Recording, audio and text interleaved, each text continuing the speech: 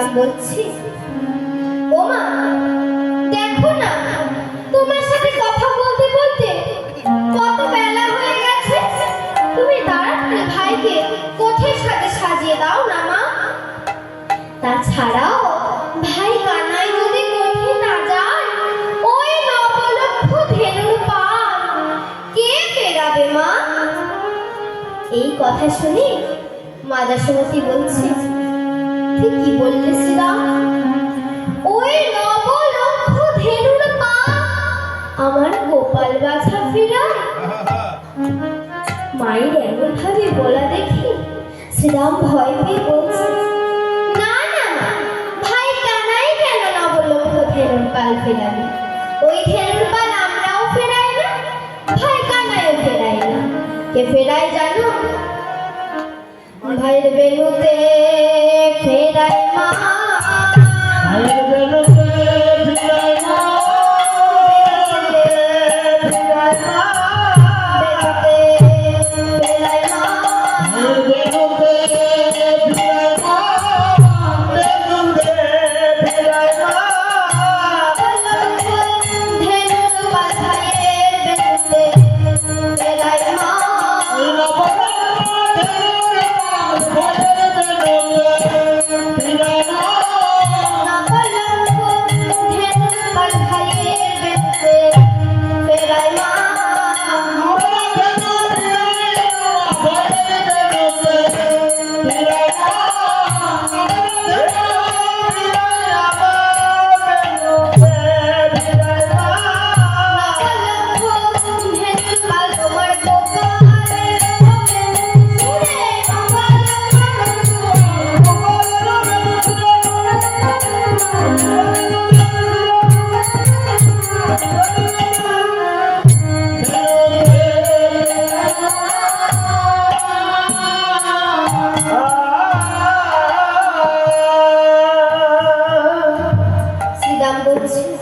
মাগো, ওই ধেনুর পাল আমরাও ফেরাই না, ভাই কানাইও ফেরাই।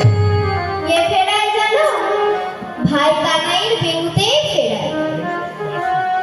বেলু মানে বাঁশি। শ্রীরামের মুখে এই কথা শুনে মা যশোমতী বলছে, ও শ্রীরাম তুই একটু দাঁড়া বাছা, আমি এখনই আসছি। এই বলে মা যশোমতী তাড়াতাড়ি করে অন্দরমহল থেকে ভাইয়ের বেনু এনে শ্রীরামের কাছে দিলেন। দিয়ে বলছে, ও শ্রীরাম তুই এবার যা বাছা, এই নে বাঁশি নে, নিয়ে এবার যা, আজ তোদের কানাই গোঠে দেব না। এইবার শ্রীরাম সেই বেনুটাকে হাতে নিয়ে ভালো করে এদিক ওদিক দেখছে আর বলছে, ও মা এ বেনু তো বাজে না। শ্রীরামের মুখে এই কথা শুনে মা যশোমতী বলছে, কি বললি শ্রীরাম? আমার গোপালের বেনু বাজে না? দেখবি বেনু বাজে কি বাজে না। এই বলে মা যশোমতী ডাকছেন, গোপাল, এই গোপাল। শ্রীরাম কি বলছিলেন? বলে কি না তোর বেনু নাকি বাজে না, ওকে একটু বাজিয়ে শুনিয়ে দে তো দেখি বাছা। মায়ের কথা শুনে শ্রীরাম বলছে, ও মা আমি অমন করে বলছি না মা, আমি বলতে চাইছি বাজে না বাজে না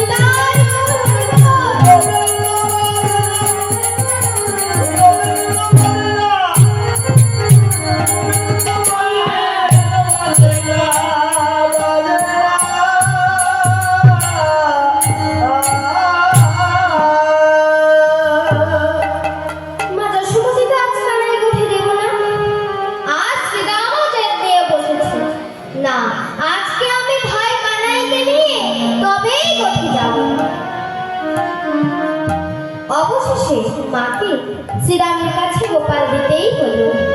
দিয়ে বলছে, ও শ্রীরাম, যেমন সঙ্গে নিয়ে যাচ্ছিস বাছা, তেমন আমার সঙ্গে নিয়ে আসিস কিন্তু।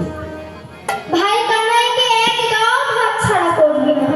তুইও যেখানে যাবি, ভাইকেও সেখানে নিয়ে যাবি। একদম ভাইয়ের হাতছাড়া করবি না। এই কথা শুনে শ্রীরাম বলছে, ঠিক আছে মা, দেখবেন আমাদের মধ্যে দেখা যায় বড় দাদা যদি তার ছোট ভাইকে নিয়ে কোথাও যান, মা আগে থেকে সাবধান করে দেয়, ভাইকে নিয়ে যাচ্ছিস, যেমন নিয়ে যাচ্ছিস তেমন আবার ফিরিয়ে দিই। ভাইয়ের একদম সঙ্গ ছাড়া করবি না। তুইও যেখানে যাবি, ভাইকেও সেখানে নিয়ে যাবি, নইলে ভাই পথ হারিয়ে ফেলবে আর ঘরে ফিরতে পারবে না। তেমন ভাবে মা যশোমতীও শ্রীরামের কাছে বলছে। এবার শ্রীরাম ভাই কানাইকে নিয়ে গোঠের উদ্দেশ্যে রওনা দিলেন। তারা গোঠে এসে পৌঁছেছে। সেই সখাগণেরা ভাই কানাইকে দেখে বলছে, আনন্দে উত্তেজিত হয়ে তারা বলছে, মোরা ভাই কানাইয়ের সনে খেলিব গো। মোরা ভাই কানাইয়ের সনে খেলিব গো। মোরা ভাই কানাইয়ের সনে খেলিব গো। মোরা ভাই কানাইয়ের ভাই কানাইয়ের সনে খেলিব গো।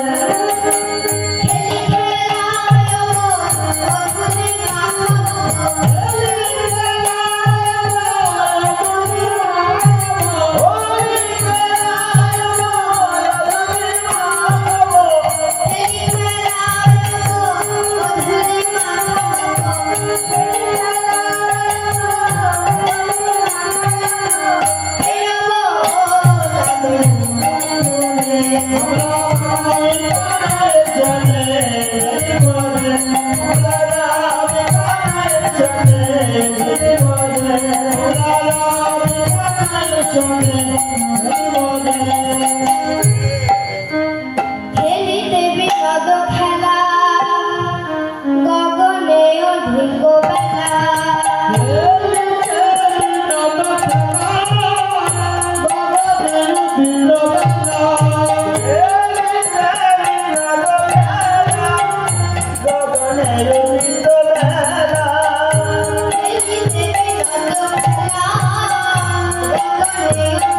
বেলা।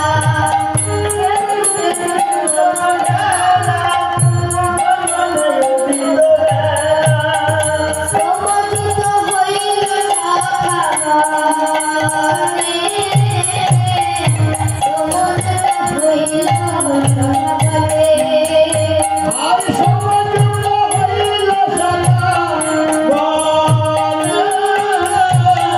সমবেত হইল সখাগণে। মুখে জুয়া ইচ্ছে খাম, যেন মুক্ত দাঁড়ি নাম।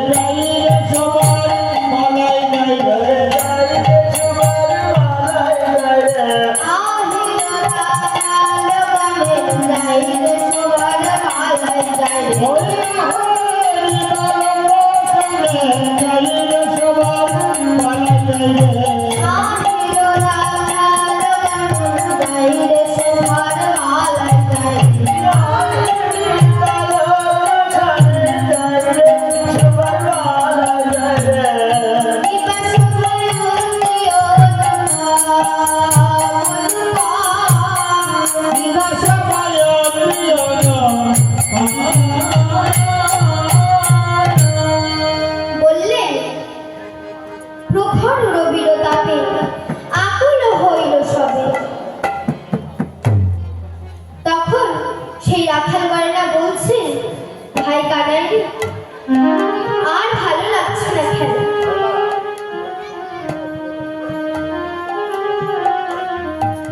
এবার সেই সখাগণেরা ক্লান্ত হয়ে পড়েছে। কেন? গগনে সূর্যের রবির এত তাপ, তার উপর খেলার পরিশ্রম। আমাদের খেলা দেখতে কিন্তু প্রচন্ড মজা লাগে, প্রচুর আনন্দ হয়, ভালো লাগে। কিন্তু যারা খেলাটা খেলে তারা বোঝে খেলতে গিয়ে কতটা পরিশ্রম হয়। তেমন সকালে খেলতে খেলতে পরিশ্রম হয়ে গেছে, তাই তারা ভাই কানাইকে বৃক্ষের ছাওয়ায় বসিয়ে তারা সকলে মিলে সেই বৃক্ষের ছাওয়া নিচে গোল করে বসেছে। বসে শ্রীরাম সখা বলছে, ভাই কানাই রে, এখন যদি একটু জল হতো এই প্রাণটা বাঁচতো, বল কানাই। কানাই বলছে, ঠিক বলেছিস ভাই, এখন যদি একটু জল হতো এই প্রাণটা অন্তত বাঁচত। এই শুনে সুদাম সখা বলছে, ও শ্রীরাম, চল না ভাই, আমরা একটু আশেপাশে ঘুরে দেখি কোথাও কোনো হ্রদ বা জলাশয় আছে কিনা।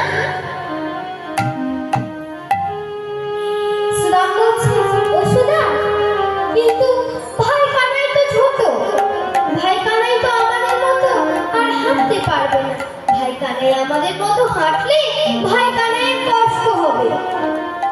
তাই শ্রীরাম বলছে, ভাই কানাই রে, দেখ দেখ ভাই, তোরও জল পিপাসা পেয়েছে, আমাদেরও জল পিপাসা পেয়েছে।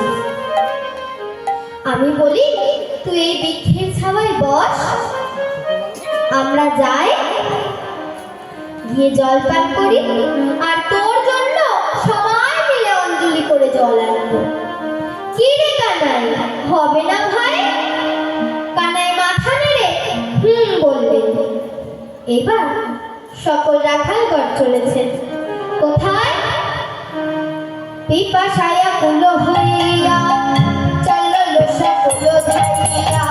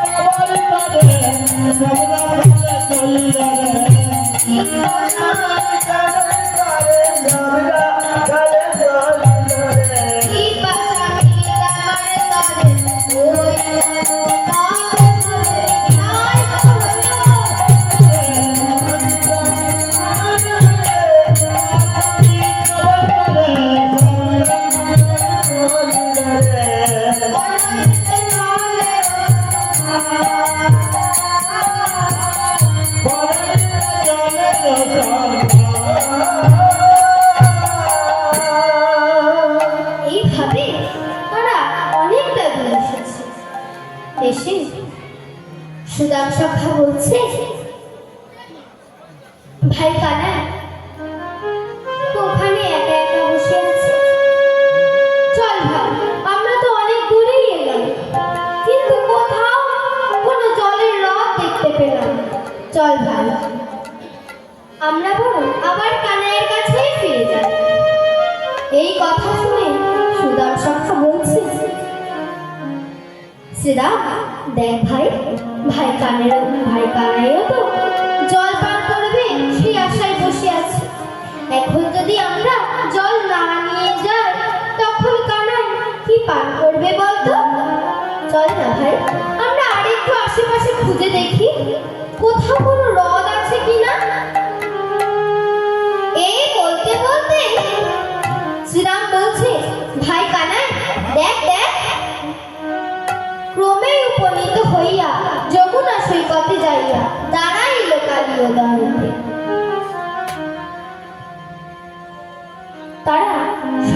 কালীবাহের তীরে এসে দাঁড়িয়েছে।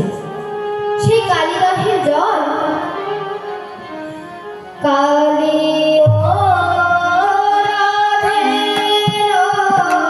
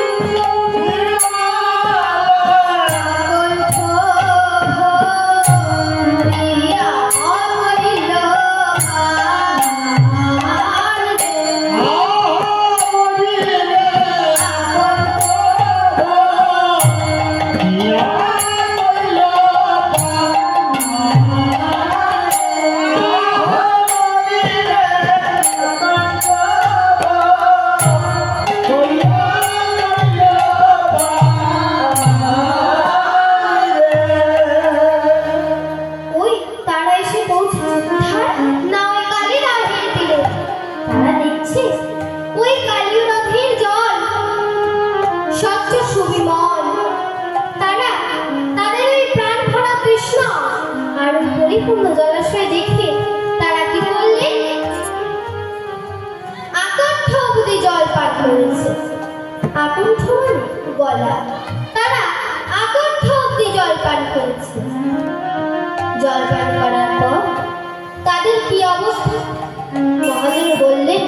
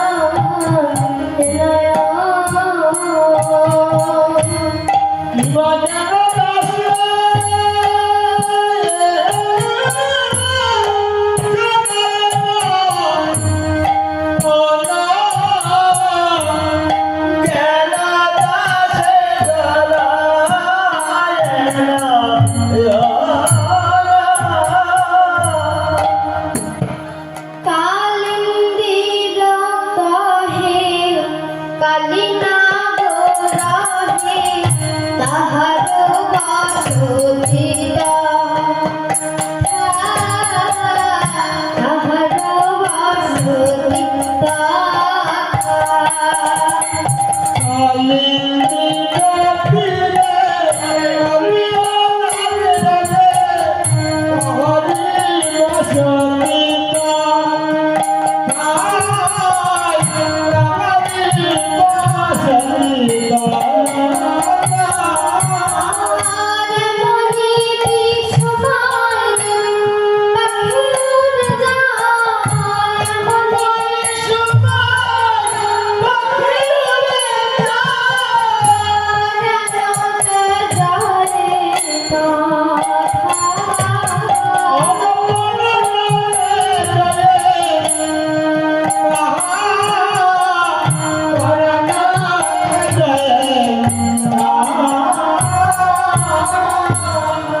মহাজন বললেন, কালিন্দির দহে কালিনাগ রহে তাহার বসতি কথা। এই কালিন্দির দহে কেবলমাত্র এই কালীয় নাগই বাস করে। বললেন, এমনই বিষকার যদি পাখি উড়ে যায় পরানো তেজরে থাকে। সেই দহে কালীয় নাগের বিষের এতই তেজ, গগন দিয়ে যে পক্ষীগুলো উড়ে যাবে সেও প্রাণে মারা যায়। সেই বিষে এমনই তেজ। আর সেই সখাগণেরা কি করেছে? সব সখাগণে করি জল পান, বিষে অঙ্গ জ্বলে যাও, জ্বলে যাও, বিষে অঙ্গ জ্বলে যাও।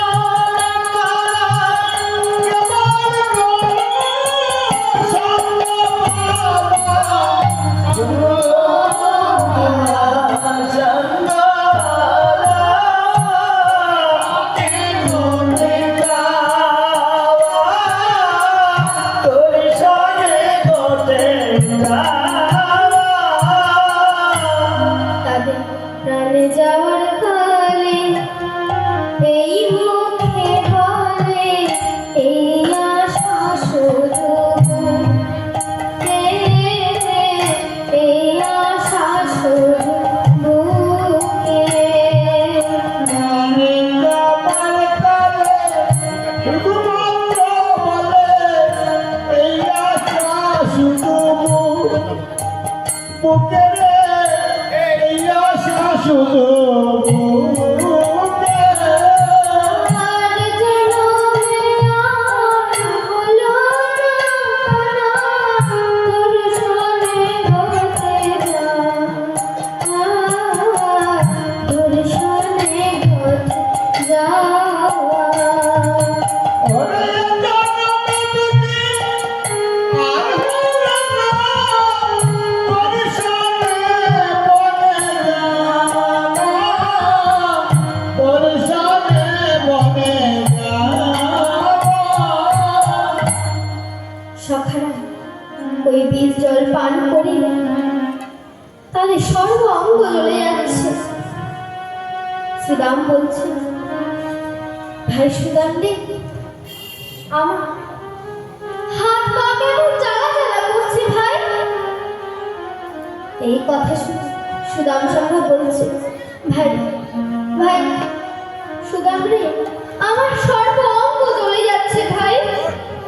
এইভাবে তারা এক সখা আরেক সখাকে তাদের কষ্টের দুঃখের কথা বলছে। তারা তখন বলছেন, ভাই শ্রীরাম রে, আমরা প্রাণে মারা যাচ্ছি, তাতে তো আমাদের কোনো দুঃখ নেই ভাই, কিন্তু এই জন্মে যে ভাই কানাইয়ের মতো এক ভাই সঙ্গ পেয়েছিলাম, পরজন্মে গিয়ে সে ভাই আর পাবো না, এজন্যই বড় দুঃখ হচ্ছে ভাই। ভাই কানাইয়ের জন্য আমরা জলটাও নিয়ে যেতে পারলাম। এমন সময় এক সখা বলছে, আমি যোগমায়া মায়ের মুখে শুনেছিলাম, মৃত্যু মুখে যে যা বাসনা করে তার বাসনা নাকি পূর্ণ হয়। চল না ভাই, আমরা প্রাণে মারা যাচ্ছি, এতে তো আমাদের কোনো দুঃখ নেই। চল আমরা একবার ভাই কানাইকে স্মরণ করি। এই বলে তারা কি করছেন, মৃত্তিকার উপরে মূর্তি আঁকিয়া নয়নের জলে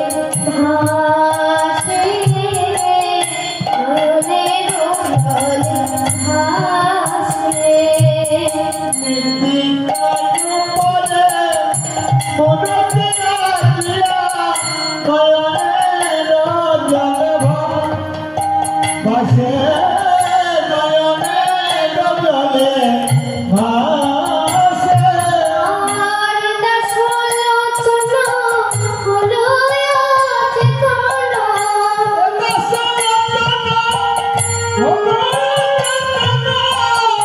আসিল দারুণ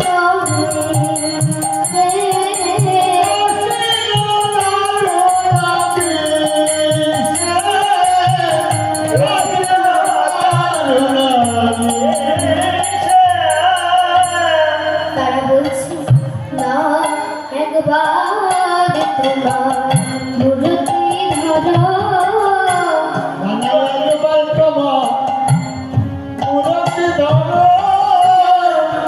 মূর্তিমন্ত হয়ে কানা, একবার তোমার মূর্তি ধরো। মূর্তিমন্ত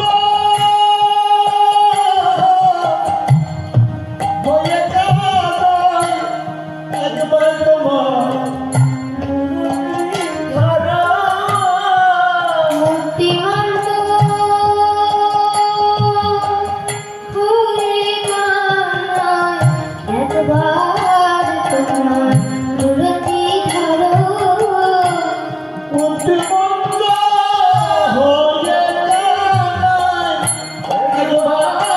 তোমার মূর্তি ধরো। মূর্তিমন্ত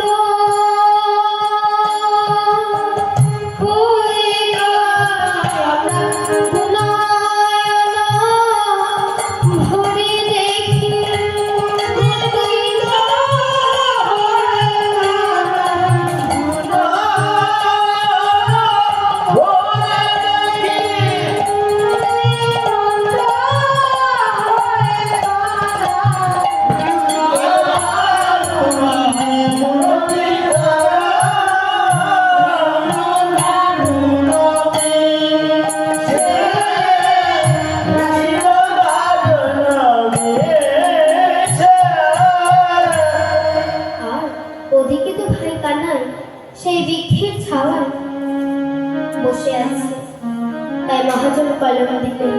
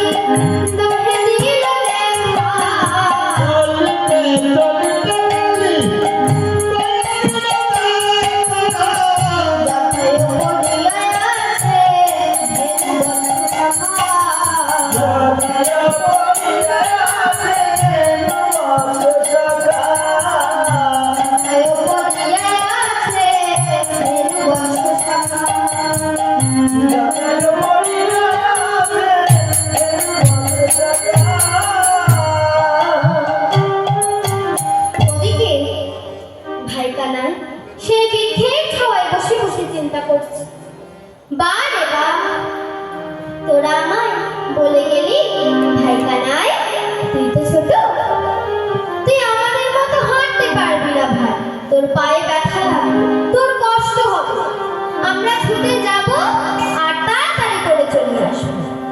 এই তোদের তাড়াতাড়ি আসা ভাই।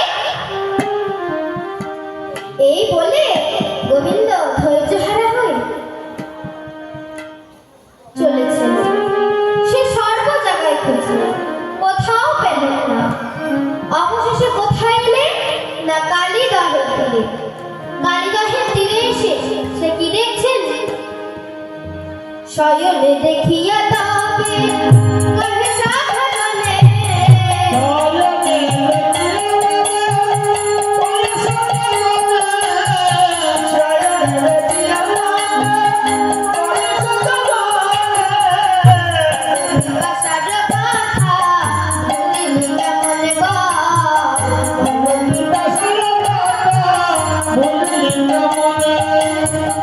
মোর বিপাশা কথা ভুলে দিকে মনে মরণি কাতরে বলি এই তোদের ভালোবাসা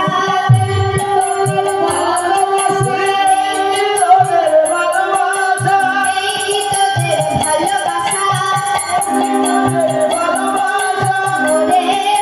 মোরে সদা এই তোদের ভালোবাসা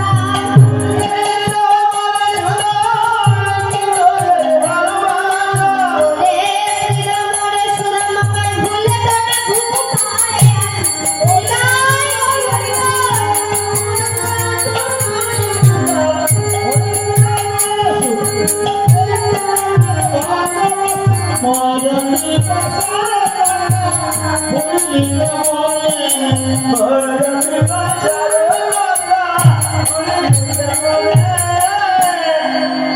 কানাই কালীগাহে ফিরে এসে দেখছে সকল রাখালগণ জল পান করে শয়নে আছেন। সকল রাখালকে এমন ভাবে শয়নে দেখে প্রাণগোবিন্দ আমার বলছেন, বা রে বা, এই নাকি তোরা আমায় কত ভালোবাসিস। আমাকে ছাড়া নাকি তোদের কিছু খেতে ভালো লাগে না, কিছু করতে ভালো লাগে না, খেলতেও ভালো লাগে না। এগুলি কি তোদের মনের কথা নাকি? আমি বুঝে গেছি ভাই, এগুলি তো হলো তোদের মুখের কথা। কানাই এত কিছু বলার পর মনে মনে ভাবছে, কি ব্যাপার, আমি এত কিছু বললাম তবু ওরা এখনো কেন উঠছে না?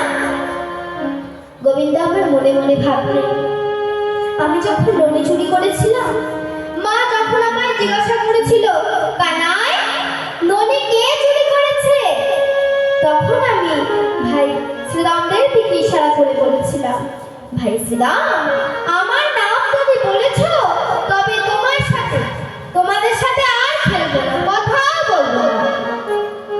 আমি এই কথা বলেছিলাম, তাই ওরা মাকে বলেছিল, ও মা, তুমি ভাই কানাইকে বকছো কেন? ননি তো চুরি করেছি আমি, বকতে হলে তুমি আমাদের বকো মা। কানাই মনে মনে ভাবছে, তাহলে আজ ওরা এখনো উঠছে না কেন? তাই আমার অন্তর্যামী গোবিন্দ কি করলেন? অন্তরে জানিলা অচেতনের কারণ, বাড়িল দ্বিগুণ ক্রোধ আমার দেবনারায়ণ,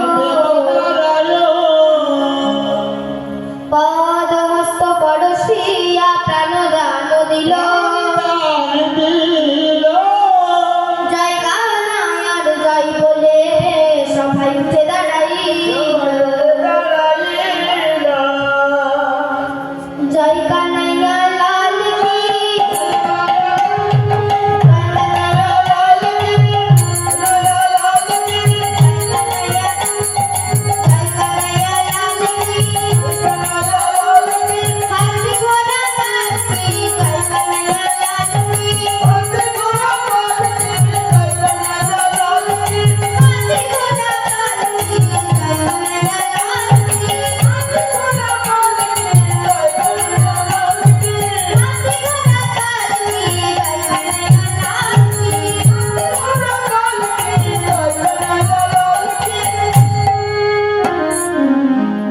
প্রাণগোবিন্দ আমার নিজ অন্তরে সব জানলেন, জেনে সেই সখাদের গায়ে স্পর্শ করলেন।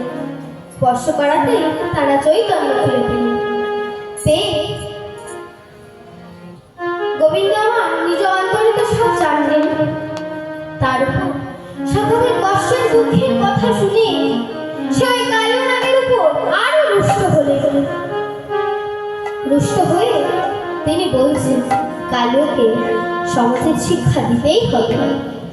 এই কালীদহটি বা কোথায়? কালিন্দিরই একটি দহ, যার পরিমাণ প্রায় 4 যোজন। এত সুন্দর স্থান কালীনাথ পেল কি করে? তাহলে রাজা পরীক্ষিতের উত্তরে। শ্রীশ্রী সুখদেব গোস্বামী করিতেছেন, শুনুন সেই অপূর্ব কথা। কালিনা কিভাবে এই কালিদহে ফিরে এলেন। অনেক আগে যখন কালিনা কালিদহে বাস করতেন, তখন এই দহের তীরে সৌভরী নামক এক মুনি ঋষি সাধনা করতেন। তাই ওই মুনির সাথে ওই জলে প্রাণীদের খুব ভালো সম্পর্ক ছিল। এমন সম্পর্ক ওই মাছেরাও মুনিকে ছাড়া থাকতে পারে না, মুনিও মাছেদের ছাড়া থাকতে পারে না। এর মধ্যে একদিন গরুর এসে ওই মাছেদের মধ্যে একটি মাছকে সে খেয়ে ফেলে। তাই তখন মাছগণেরা কাঁদতে কাঁদতে মুনির কাছে গিয়ে বললেন, হে মুনিবর, আমাদের উপর এত অত্যাচার হলে আমরা কিভাবে বাস করব এই হ্রদে? এই কথা শুনে সেই মুনি বলছে, কেন, তোমাদের কে কি করেছে বলো? তখন সেই মাছগণ কাঁদতে কাঁদতে বলছে, হে মুনি, ওই গরুর আমাদের মতো এক মাছকে খেয়ে ফেলেছে। এই কথা শুনে মুনি মাছেদের অত দুঃখ দেখে সেই গরুরকে অভিশাপ করল। সেই অভিশাপ গরুরের গায়ে না লেগে ফিরে এসে আবার সেই মুনির গায়েই লাগলো। মুনি কাঁপতে লাগলেন। গরু একদিন মনে মনে ভাবছে, মুনিরও তো একটি আত্মসম্মান আছে, আমি কখনোই আর ওই কালিদহের তীরে যাব না।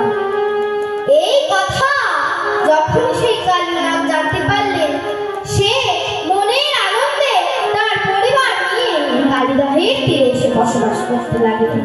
কেন না, ওই কালিনাগ সেও তো গরুর অত্যাচারে থাকতে পারে না। না, সে যখনই শুনেছে গরুর আর এই কালিদহের তীরে আসবে না, সে তখনই তার সঙ্গীদের নিয়ে ওই কালিদহের তীরে এসেছে।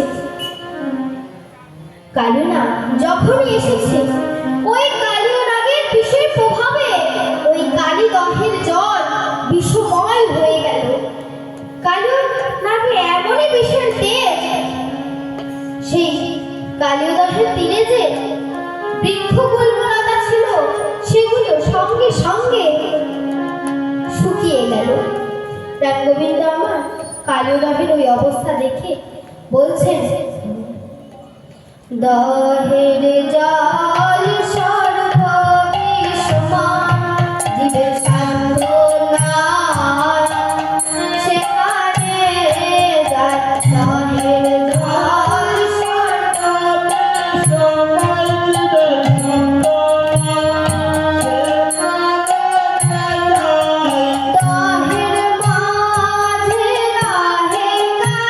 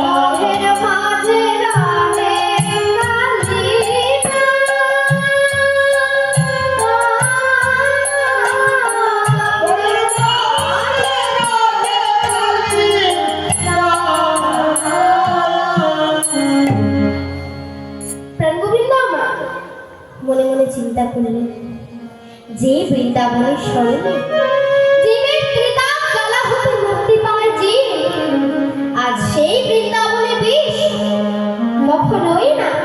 তাই আমার গোবিন্দ কি করলেন, দেখি যদু নন্দন দুষ্ট সর্ব বিনাশন উঠিলেন কদম্বের ডালে। প্রাণ গোবিন্দ আমার কি করলেন, ওই কালিদাসের তীরে অবস্থিত কদম্ব বৃক্ষের উপরে উঠলেন, উঠে ঝাঁপ দিল কালী উদয় হতে, সেই কালিদাসের জলে ঝাঁপ দিয়েছে। ভাইকে অমন ভাবে ঝাঁপ দিতে দেখি আর খালো কত কাটিয়া কুল ভত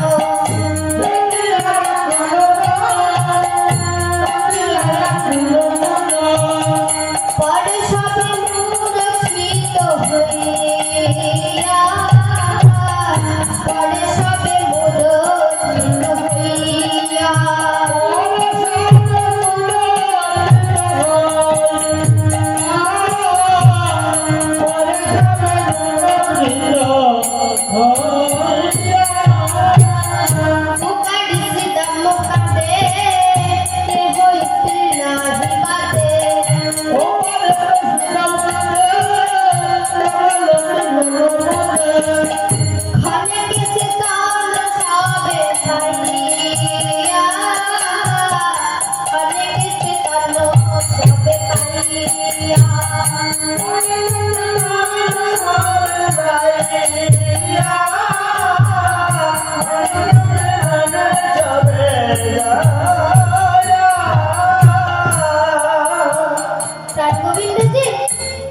ওই কালিদাসের জলে ঝাঁপ দিয়েছে, ওই দেখে রাখালগণ নয়নে চলে খুশি কাঁদছে। সুদাম সখা ভাই সুদামকে বলছে, ভাই সুদাম, ভাই কালিদাসের জলে ঝাঁপ দিল, এখন কি হবে? আমরা যখন নিজ গৃহে ফিরবো তখন তো মা জিজ্ঞাসা করবে, কি রে শ্রীরাম, ভাই কানাই কই? কই ভাই কানাই? তখন আমরা কি বলবো ভাই? তাই তখন শ্রীরাম সখা আর সখাগণেরা মিলে বলছে, কি বলিয়া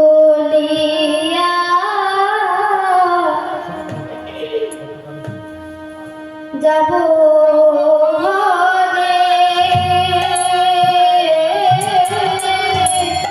কি বলিব মা যশোদা রে, কি বলিয়া যাব কি বলিব মা যশোদা রে। ধেনু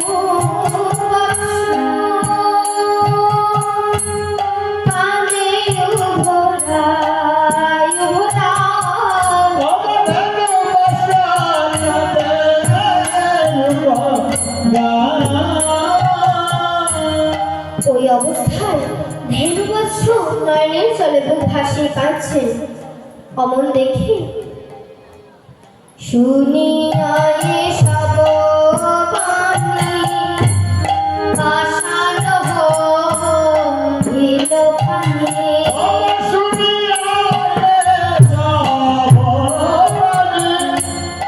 পাশা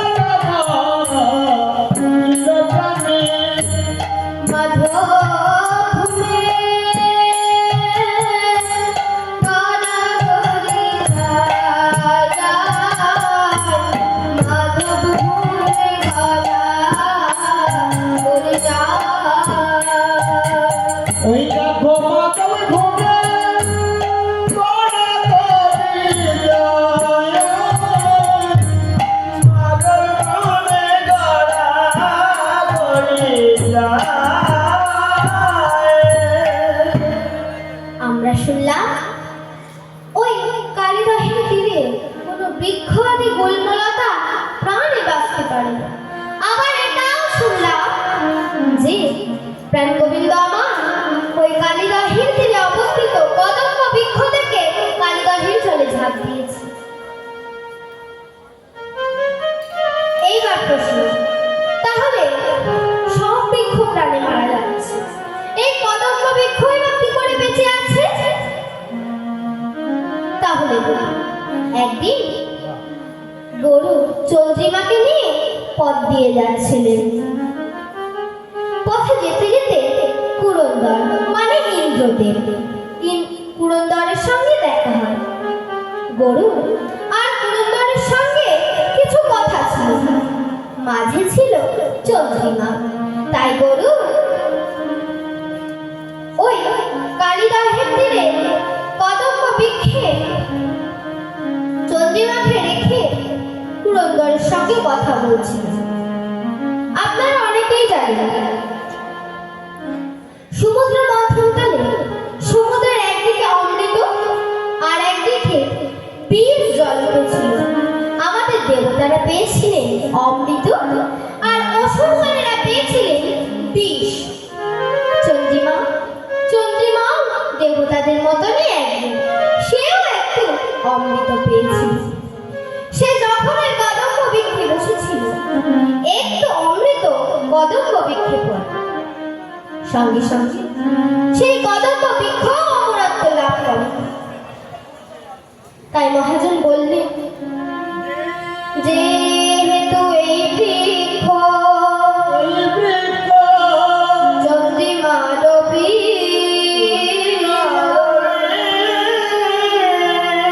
সুধা পরশলে হেতু না হবে মরণ।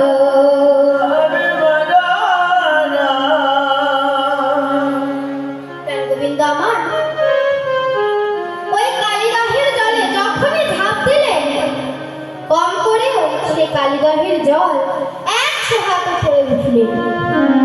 তাহলে এক প্রকাণ্ড আওয়াজ হবে। সেই কালিনাগ ছিল ওই হ্রদেরই এক কবি। কালিনাগ সেই আওয়াজ শুনতে পেয়েছে, পেয়ে সে বলছে, কে রে, কার এত বড় সাহস আমার বাহির ঝাঁপ দেয়? এই বলে সে এসে দেখে এক ছোট্ট বালক। দেখে হাসছেন আর বলছেন, যা রে বালক, আজ তোর মায়ের কোল খালি হয়ে। এই বলে সেই কালিনাগ কি করছেন, মনের ওই আনন্দে সহস্র তুলে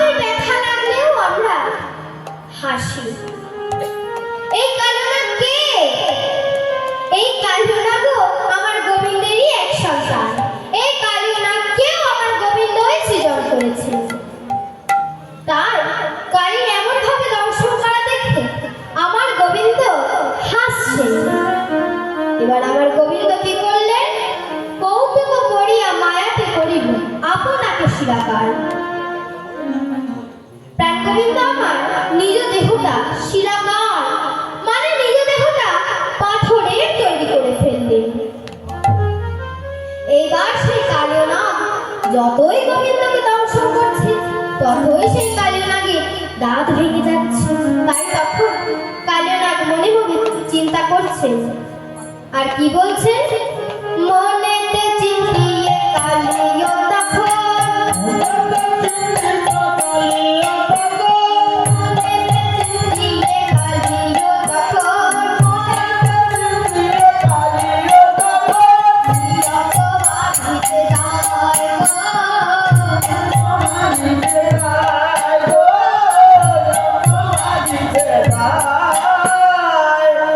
শ্রী অঙ্গ বাঁধিছে যত,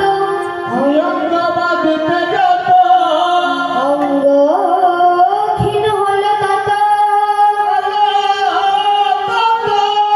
সাধন বিনা কে বাঁধিতে পারে।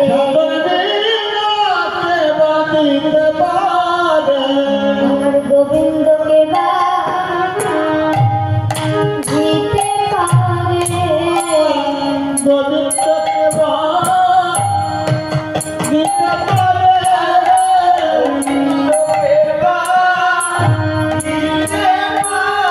পারে। গোবিন্দকে বাঁধিতে পারে।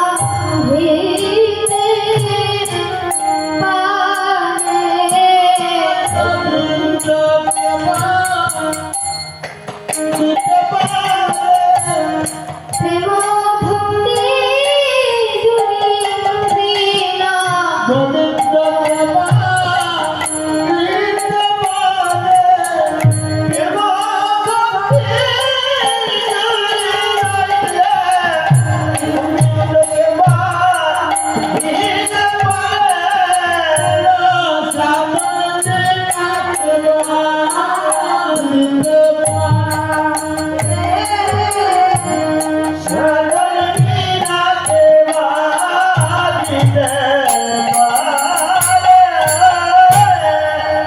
সে কালী না আমার গোবিন্দকে তার লেজ দিয়ে চেপে কষে কষে মারবে, এই তার মনের ইচ্ছা। কিন্তু সেটা হচ্ছে না। কেন না? আমার গোবিন্দ নিজ দেহটা সূক্ষ্মাতি সূক্ষ্ম বিন্দু রূপে ধারণ করেছে। তাতে কি বোঝা গেল? না ওই কালী না নিজেকে নিজের লেজ দিয়ে বাঁধবে, তাকে আর ওই বালককে বাঁধাবে না।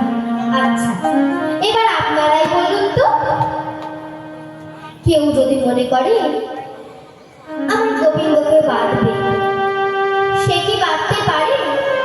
হ্যাঁ পারে। প্রেম, ভক্তি, নয়নের জল, এই তিন জিনিস দিয়ে আমার গোবিন্দকে বাঁধা যায়। অহংকার দিয়ে কখনো আমার গোবিন্দকে বাঁধা যায় না। এবার গোবিন্দ আমার কি করলেন? বাম পাদে পুচ্ছ ঠাট্টা, দিয়া ধারে চিন্তামণি।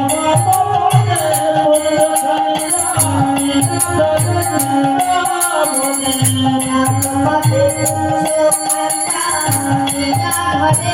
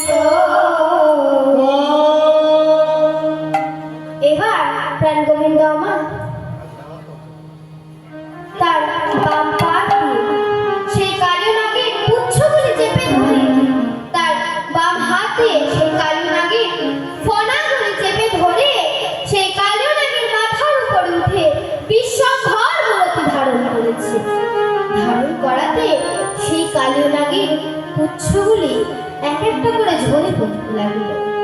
তখন কালীনাগ বলছে, হে প্রভু, বড় জ্বালা করে, বড় ব্যথা লাগে প্রভু, তুমি দয়া করে আমায় ক্ষমা করো।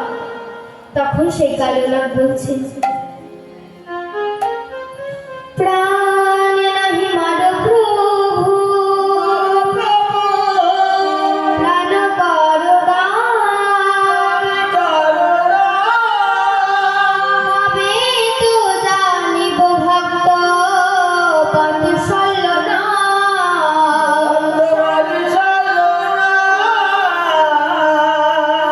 তুমি তো ভক্ত বাঞ্ছা কল্পতরু, ভক্ত বাঞ্ছা কল্পতরু,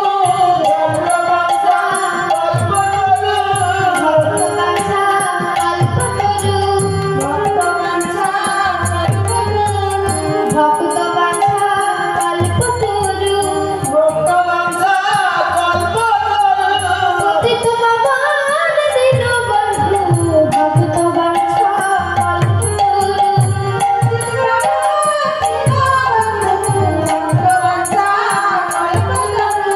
পতিত পাবন দীনবন্ধু, তুমি তো জানে গুরু ভক্ত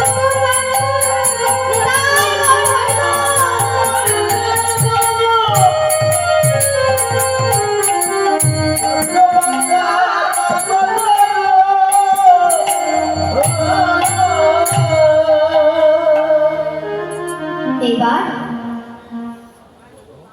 সে কালীনাগ প্রভুর কাছে বড় জোর করে ক্ষমা চাইছে আর বলছে, হে প্রভু, আমার পাপ নয়, আমি তোমায় চিনতে পারিনি প্রভু, তুমি দয়া করে আমায় ক্ষমা করো। এবার সেই কালীনাগ বলছে, হে প্রভু, আমি চিনতে পারিনি,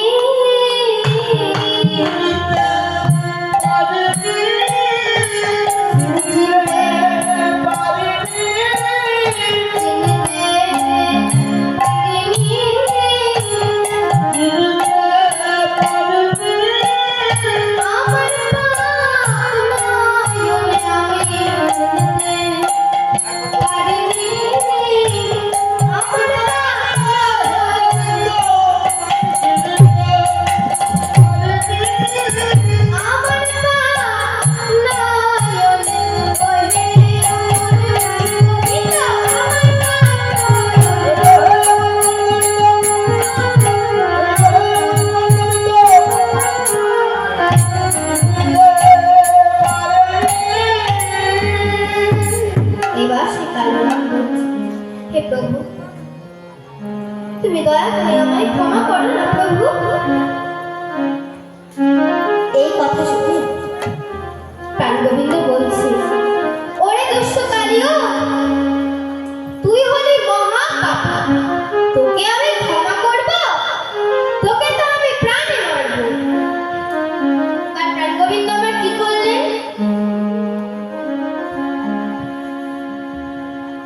উনি ফানা পারে না গড়রা, উনি ফানা পারে না গড়রা, উনি ফানা পারে না গড়রা, উনি ফানা পারে না গড়রা, নিত্য করে আর মুরখার, নিত্য করে আর মুরখার, মনি মনি গান বাজায়ে খুশি,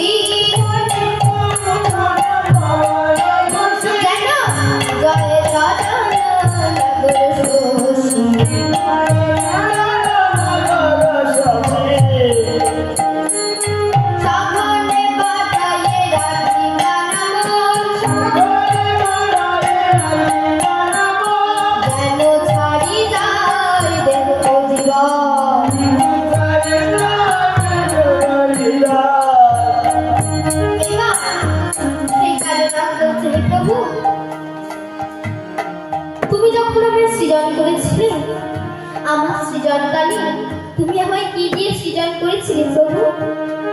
তুমি তো আমায় বীজ দিয়েছিলে, তুমিও আমায় যা দিয়েছো আমিও তোমায় তাই দিয়েছি। তুমিও আমায় বীজ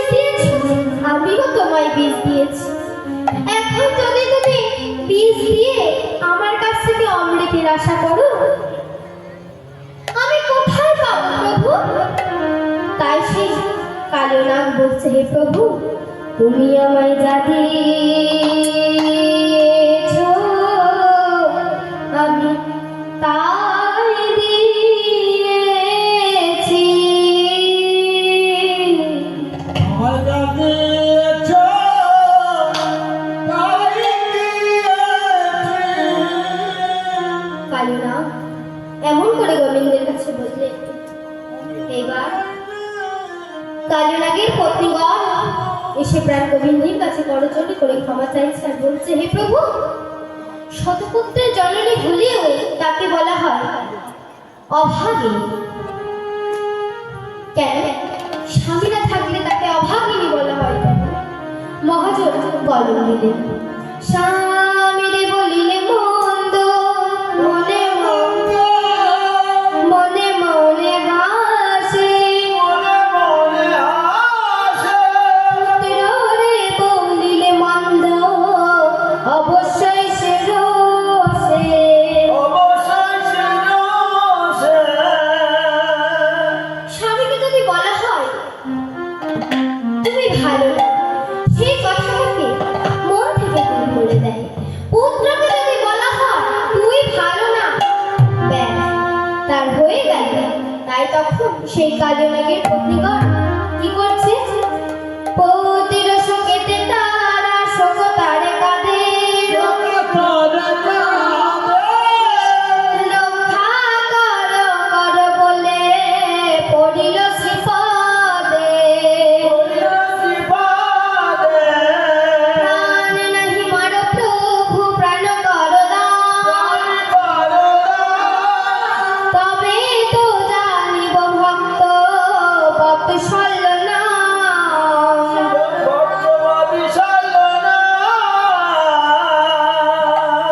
কালো নাগের পত্নীগণ বলছে, হে প্রভু, আমরা জানি আমাদের প্রতি বড়ই দুরাচার, বড়ই অধম। সে তোমার হেন ঘরকে চিনতে পারে।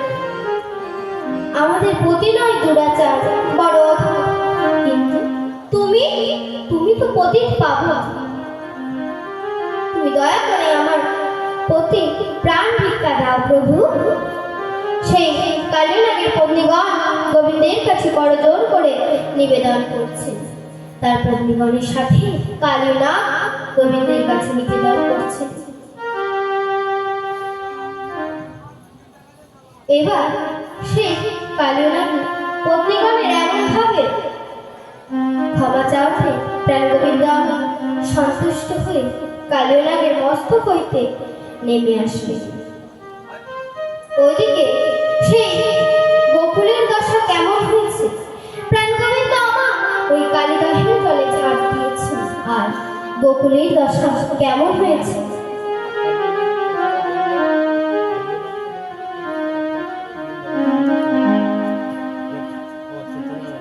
তখন সেই মহাজন বললেন, দিবসে আধার গোকুল নাগর, সঘনে কাঁপিছে মন, হে সঘনে কাঁপিছে মন।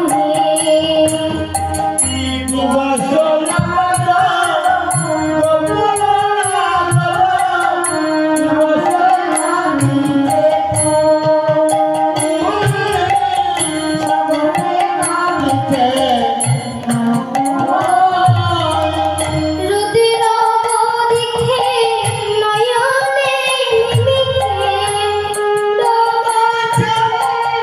সদায় হে রায়ে ও, সদায় হে রায়ে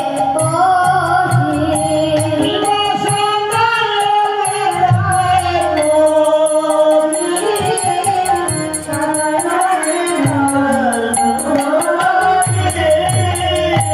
প্রাণ গোবিন্দ আমার কালিদাসের জলে ঝাঁপ দিয়েছে।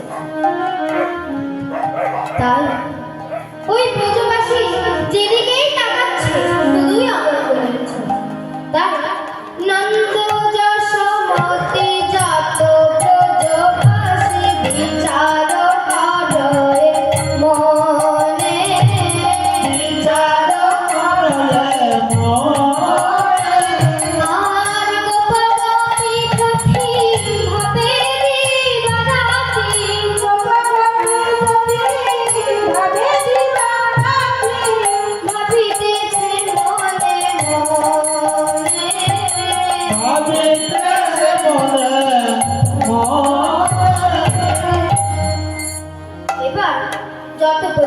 এখন সবার মনে মনে ভাবছে।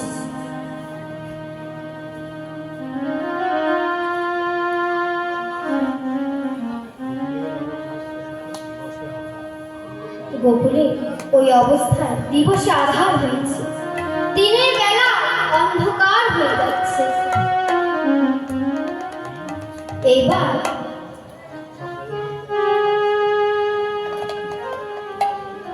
মা দশমতী পিতানন্দ মহারাজের কাছে বলছেন, মহারাজ, আজ আমার মনটা বড়ই অশান্ত। কেন জানো? আজ তো বলরামের জন্মদিন, তাই আজ বলরাম গোঠে যায়নি। আজ কানাইকে সখারা মিলে আজ গোঠে নিয়ে গেছে। যদি কোনো বিপদ হয়, কি রক্ষা করবে বলো তো? এই কথা শুনে পিতানন্দ মহারাজ বললেন, ও দশমতী, তুমি চিন্তা করো না, আমাদের গোপালে কোনো বিপদ হবে না। এই কথা শুনে মা যশোমতী বলছেন, মহারাজ, আমি এমন কথা কেন বলছি জানো? যশোমতী মা বলছেন, কহে যশোমতী, দারুণ স্বপ্ন দেখিল নিশির শেষে, আমার গোপাল ভুজঙ্গে বেরোলো জড়িল বিষম বিশেষ। এইভাবে মাতা যশোমতী ও পিতানন্দ মহারাজ কথা বলছেন। এমন সময় এক সখা নন্দালয় এসে বলছে, ও মা, ভাই কানাই কালিদাহের জলে ঝাঁপ দিয়েছে। এই কথা শুনে মা যশোমতী আর বিলম্ব করলেন না, সে দৌড়াতে লাগলেন। মাকে অমনভাবে দৌড়াতে দেখে পিতানন্দ মহারাজ বলছে, ও যশোমতী, তুমি এমনভাবে কোথায় ছুটে চলেছ? যশোমতী মা বলছে, মহারাজ, এখন বলার সময় নেই, তুমি দেখে দেখে এসে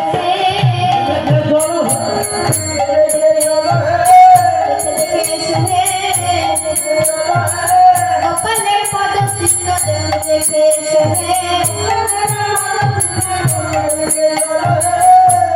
গোপালের পদ চিহ্ন দেখে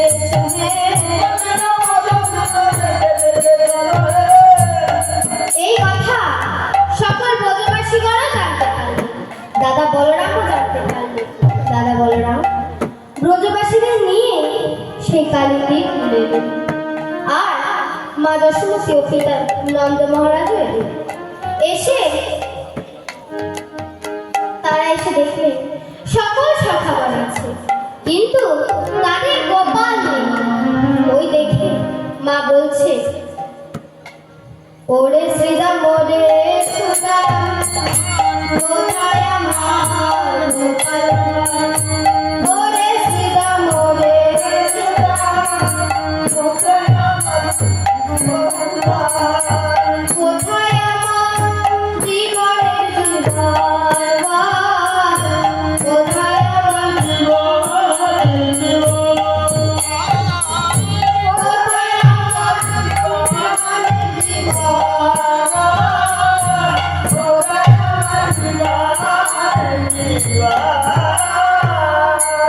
কেমন ভাবে বলতে দেখি মা যশোমতী শ্রীরাম বলছেন, ও মা, ভাই কানাই কালীবাহী চলে ঝাঁপ দিয়েছেন। এই কথা শুনে রোহিণী, নন্দ, উপানন্দ, মা যশোমতী, যত ব্রজবাসীগণ সকলেই নয়নের জলে বুক ভাসিয়ে মারছেন। এই অবস্থায় মাতা যশোমতী, রোহিণী, নন্দ, উপানন্দ, যত গোপীগণ প্রাণ বিসর্জন দেন। এমন সময় দাদা বলরাম বলছে, ভাই কানাই, তুই তাড়াতাড়ি উঠে আয় না ভাই। কানাই বলছে, দাদা, তুমি একটু মাকে সাহায্য করো, আমি এখনই আসছি। ওদিকে কানাই কালীনাগের পত্নীগণের এমন নিবেদন শুনে সে সন্তুষ্ট হয়ে বললে, কালিও, তোমাকে আমি প্রাণে মানব, এবার তুমি তোমার সঙ্গীদের নিয়ে আমার নবনব দ্বীপে গমন করো। এই কথা শুনে সেই কালীনাগ বলছে, হে প্রভু, ওই নবনব দ্বীপে আমি গরুরের অত্যাচারে থাকতে পারি না। এই শুনে প্রাণ গোবিন্দ বললেন, কালিও, তোমার কোনো চিন্তা নেই, যখন গরু তোমার আক্রমণ করতে আসবে তুমি তখন মাথা নিচু করে দেয় খাই দিও মাথা নিচু করে খাইয়ে দিও, নিচু করে খাইয়ে দিও। দেখা দিও মাথা নিচু করে খাইয়ে দিও।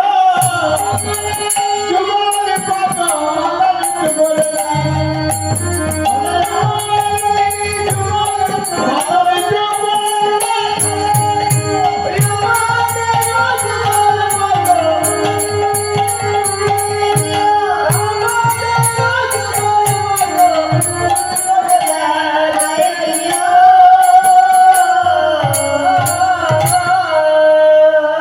প্রাণগোবিন্দ বললেন, যখনই ওই গরুর তোমার আক্রমণ করতে আসবে তুমি তখনই তোমার ওই কুটিল স্বভাব ত্যাগ করে মাথা নিচু করে দেখাই দেবে।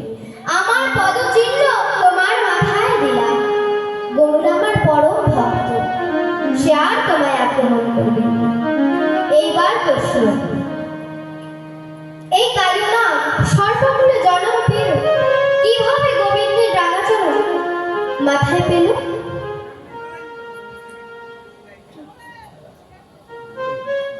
এই কালিনাগ আগের জন্মে ছিলেন রাজা চন্দ্রধর।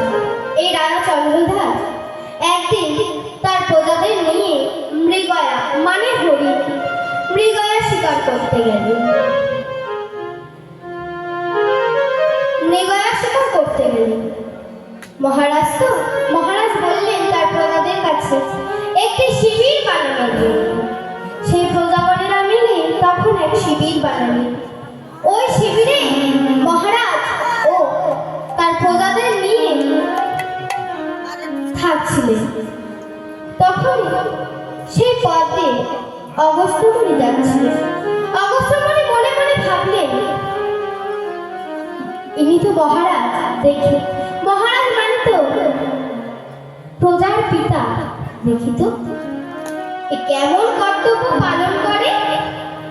এই বলে সে অগস্ত্যমুনি নিজ দেহটা পতিত গলিত করে সেই শিবিরের দাঁড়ে গিয়ে পড়ে রইলেন। শিবির মন দুর্গন্ধে পরিপূর্ণ হয়ে গেল। তখন এক প্রজা মহারাজের কাছে গিয়ে বললেন, মহারাজ শিবির মন দুর্গন্ধ। এই কথা শুনে মহারাজ বললেন, যাও তোমরা এই শিবিরের আশেপাশে ঘুরে দেখো কোথাও কোনো কিছু মরে পড়ে আছে কিনা। এই শুনে প্রজারা মিলে ওই শিবিরের আশেপাশে দেখলেন কোথাও কিছু পড়ে আছে কিনা। এক প্রজা দেখলেন ওই শিবিরের দাঁড়ে এক পতিত গলিত দেহ পড়ে রয়েছে। তাই তিনি মহারাজের কাছে এসে বললেন, মহারাজ ওই শিবিরের দাঁড়িয়ে এক পতিত গলিত দেহ পড়ে রয়েছে। এই শুনে মহারাজ বললেন, যাও তোমরা এই দেহটাকে এখান থেকে অদূরে ফেলে দিয়ে আসো। যখনই সেই প্রজাগণেরা মিলে অগস্ত্যমুনি পতিত গলিত দেহটা অদূরে ফেলে দিয়ে আসতে যাবে, তখনই সেই অগস্ত্যমুনি নিজের রূপ ধারণ করেছে। ধারণ করে সেই রাজার কাছে এসে বলছে, রাজা আমি তোকে পরীক্ষা করছিলাম, দেখছিলাম তুই কেমন কর্তব্য পালন করিস। তুই না এই রাজ্যের রাজা, মানে তুই তো এই প্রজাদের পিতা। তুই এমন পতিত গলিত দেহ দেখে যে এই দেহটাকে পরিপূর্ণভাবে সুস্থ করে দিবি, সেটা না বলে তুই বলছিস এই দেহটাকে এখান থেকে অদূরে ফেলে দিয়ে আসতে। আমিও তোকে অভিশাপ করলাম, এই পুষ্য ব্যাধি রোগ তোর হবে। মুনি বলার সঙ্গে সঙ্গে সেই মহারাজের গায়ে ওই ব্যাধি হলো। মহারাজের সর্ব অঙ্গ পচিত গলিত হয়ে গেল। সেই অঙ্গ থেকে রস ঝরছে। সেই মহারাজ সারাক্ষণ ভগবানের কাছে প্রার্থনা করছে আর নয়নের জলে বুক ভাসাচ্ছে। ভগবান আর সইতে পারলেন না। সে নারদ মুনির কাছে বললেন, নারদ যাও তুমি ওই রাজনের মুক্তির উপায় বলে দিয়ে আসো। তখন সে নারদ মুনি গিয়ে বললেন, রাজন তুমি এই অগস্ত্য মুনির চরণ ধোয়া জল পান করলে তোমার এই এই কথা শুনে সেই রাজা অগস্ত্য মুনির জল, চরণ ধোয়া জল যখনই পান করতে যাবে,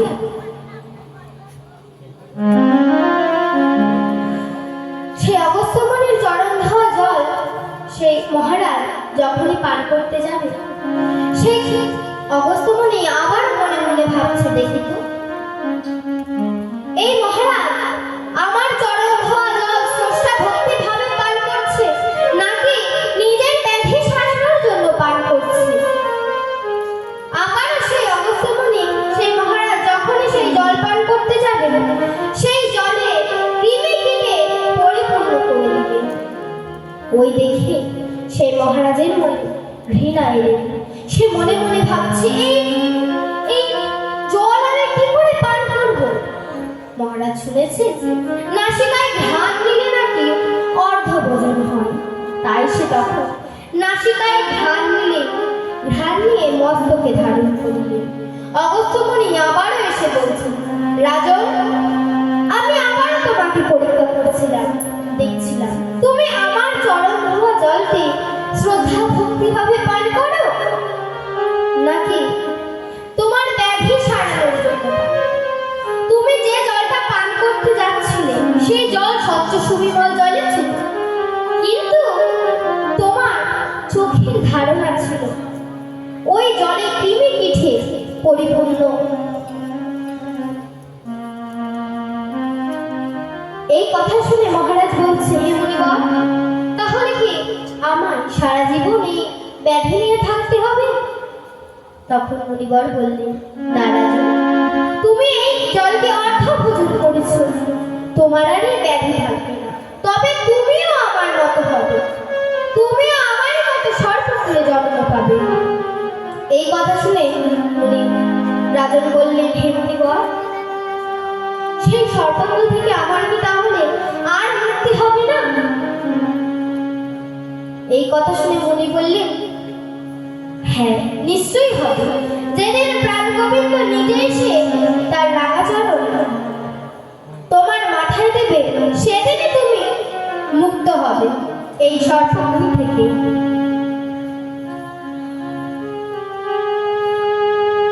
এই কথা শুনে এজন্যই সেই কালনা প্রাণ গোবিন্দের রাগাচরণ মস্তকে পেয়েছে। মহাজন বললেন, কৃষ্ণপদ চিহ্ন দিলা কালিয়ার মাঠে, রমনাথ দ্বীপে চলে সঙ্গী করো সাথে।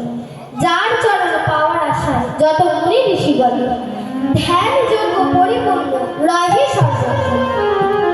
এবার সেই কালনা তার পরিবার নিয়ে রমনাথ দ্বীপে গমন করলেন। সেই বৃন্দাবনে বিষ্ণু আর থাকলো না, প্রাণ গোবিন্দ সেই কালিদহের তীরে উঠলেন। প্রাণ গোবিন্দ যে উঠেছেন, গোপাল যে উঠেছে, মা দেখে সেই গোপালের বদনে লক্ষ লক্ষ চুম্বন দিচ্ছে।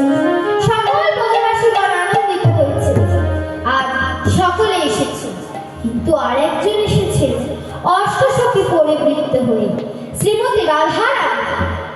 এতদিন রাধারানী বলতেন, সখীরে, ওই দূর কদম্বের বনে কে থাকে রে, এমন সুন্দর মুরলী ধ্বনি আমার কর্ণমূলে ভেসে আসে। তা বললেন, রাধারানী বলেন, সখীরে, এমন এমন বাসি যা আমি দাসী হব তা।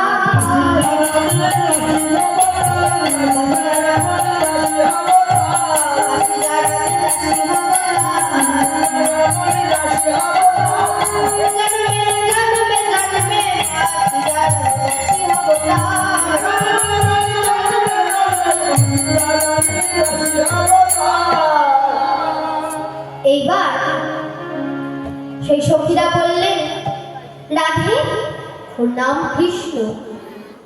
তাই রাধারানী সখীদের কাছে শুনেছেন যে তার নাম কৃষ্ণ। সে কখনো নয়নে দেখে, আজ তার প্রথম দেখা। প্রাণ গোবিন্দ আমার সেই রাধারানীর ওই ভুবন ভোলানো বদনে নয়ন দিয়ে আর নয়ন ফেরাতে পারছেন। তার মায়ের কোল থেকে গোবিন্দ ও রাধারানীর মিলন হলো।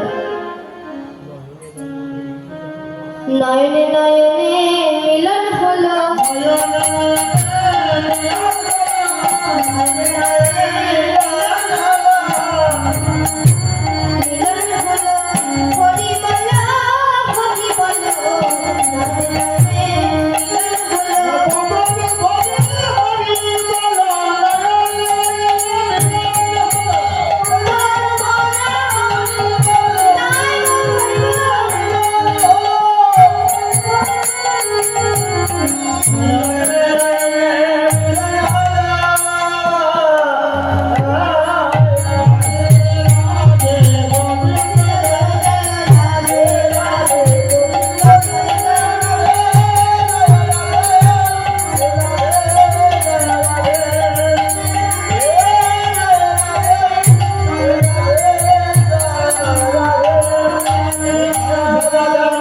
বিদায়।